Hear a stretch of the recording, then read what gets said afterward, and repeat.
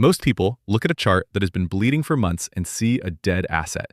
They see a meme coin that had its moment in the sun back in 2024 and is now fading into irrelevance. But when I look at the on-chain data for Pepe, I don't see capitulation. I see one of the most aggressive institutional accumulation signals in the entire market. While retail investors have been panic selling a 73% drawdown, the top 100 wallets, the entities that actually control this market, have quietly scooped up 23 trillion tokens. If you think this is just a gamble on a cartoon frog, you are missing the bigger picture. We are looking at a potential rotation play where high beta assets outperform Bitcoin as dominance drops. In this video, I'm going to show you the exact mathematical setup on the weekly chart, why I'm allocating 1% of my portfolio right here in this green box, and crucially, how I'm generating a 17% yield on that position while I wait for the breakout. Welcome back to Crypto Yield Pro. Let's be honest about price action lately. It has been painful. If you have been holding Pepe since the highs, you are likely down significantly. The sentiment on social media has shifted from euphoria to boredom and finally to anger. People are calling it dead. But as a data-driven investor, boredom is my favorite signal. Boredom is where the liquidity moves from weak hands to strong hands. If we look at the broader market, we are in a strange limbo.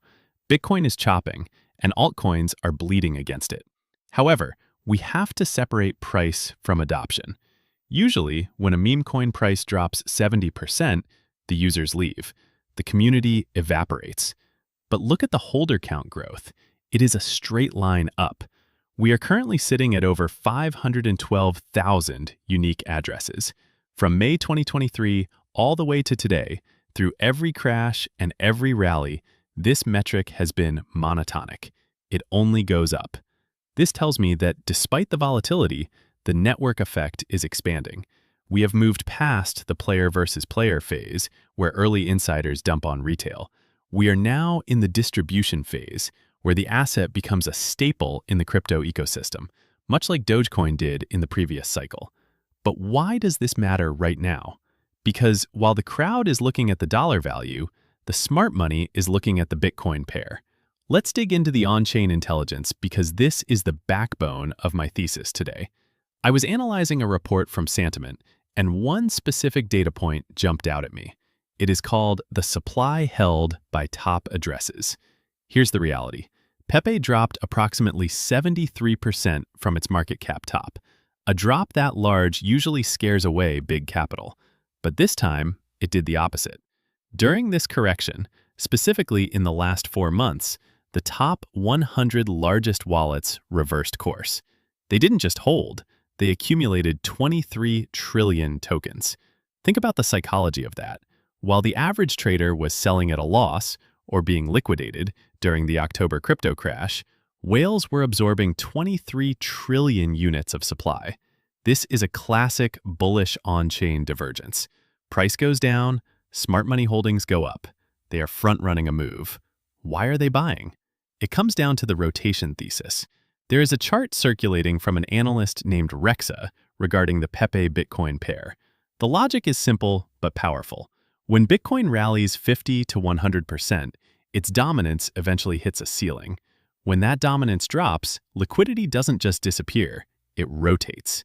It flows into high beta assets, assets that move faster than Ethereum. In the last cycle, we saw this happen with Dogecoin. The narrative right now is shifting.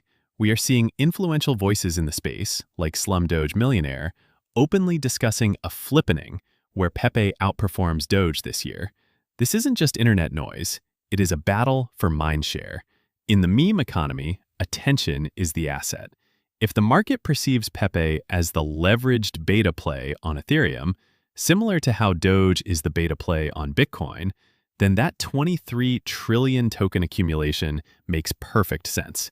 They are positioning for the moment Bitcoin dominance breaks down. Now, let's transition to the charts, because fundamentals tell us what to buy, but technicals tell us when. I'm looking at the weekly chart, and the structure here is cleaner than 90% of the altcoin market. First, let's look at the macro pattern. We have been respecting a massive symmetrical triangle since November 2024. You can see these orange dotted lines compressing the price action. But if you zoom out further to 2023, we are actually maintaining a long-term ascending trend line. Currently, we are trading right at the bottom of this structure. We are testing the support of the symmetrical triangle. Now, I want to be transparent about the risks. We are currently trading below the 21 exponential moving average, the red line, and the 100 exponential moving average, the yellow line. In a vacuum, being below these moving averages is bearish.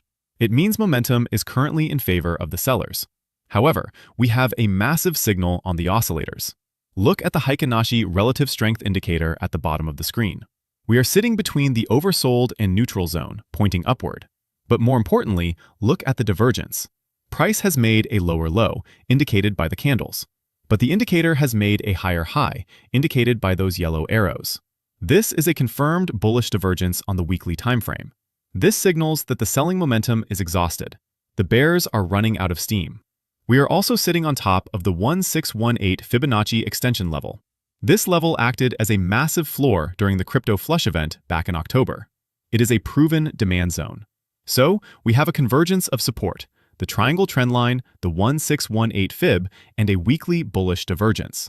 Now you may be asking, but sir, how are you playing this? I know this isn't the usual high-yield infrastructure play we talk about on this channel, but the data is too strong to ignore. I'm exposing 1% of my portfolio to Pepe right here. My strategy involves two steps: accumulation and yield generation. First, the entry. I'm buying in this green box, which represents our current accumulation zone. But I don't like dead capital. I don't like sitting on a spot bag and praying for a green candle. This is Crypto Yield Pro, so we put the asset to work. I found an interesting liquidity pool on the base network using Uniswap V3. It is the wrapped ETH and Pepe pool. Right now, it is paying approximately 17% APY. Why this pool specifically? Because my thesis is that Pepe correlates with Ethereum. When Ethereum moves, Pepe tends to move with it, often with higher volatility. This correlation reduces the risk of impermanent loss compared to pairing it with a stablecoin like USDC. By pairing it with ETH, I am essentially betting on the entire Ethereum ecosystem, while earning a 17% yield on my position while I wait for the market to wake up. However, risk management is non-negotiable. My stop loss is set at the red dashed line on the chart. This level matches the wick from the October 10th flush. If we get a weekly candle close below that wick, the bullish plan is invalidated. If that happens, I break the liquidity pool, sell the spot position, and look for a lower entry. If that stop loss hits, likely caused by Bitcoin dropping below $60,000, I will immediately flip my bias. I would open a hedge short with low leverage, targeting the 2618 Fibonacci level. That's a roughly 65% drop from here. That's how I hedge. I don't pray, I react. But if the bullish thesis plays out, I have 4 clear take-profit targets: the 786 Fib level, the 382 Fib, the local top from 2025, and finally, the all-time high. To summarize, the fundamentals show massive whale accumulation of 23 trillion tokens. The technicals show a weekly bullish divergence at major support, and we can milk a 17% yield on base while we wait for the rotation. It's not about falling in love with the frog. It's about respecting the liquidity flow and compounding your position while the market is boring. If you want to see exactly when I pull the trigger on this trade, or if I'm forced to flip short, make sure you join my free Telegram community. The link is in the pinned comment below. That's where I post my real-time updates that are too fast for YouTube. And if you are looking for a more fundamental, infrastructure-based play to balance out this high-risk allocation, you need to watch my recent deep dive on BitTensor and the Tau ecosystem. It's the perfect hedge to the meme coin volatility. As always, this is not financial advice, just my personal journey through the markets. Keep your yields high and your drawdowns low. I'll see you in the next one.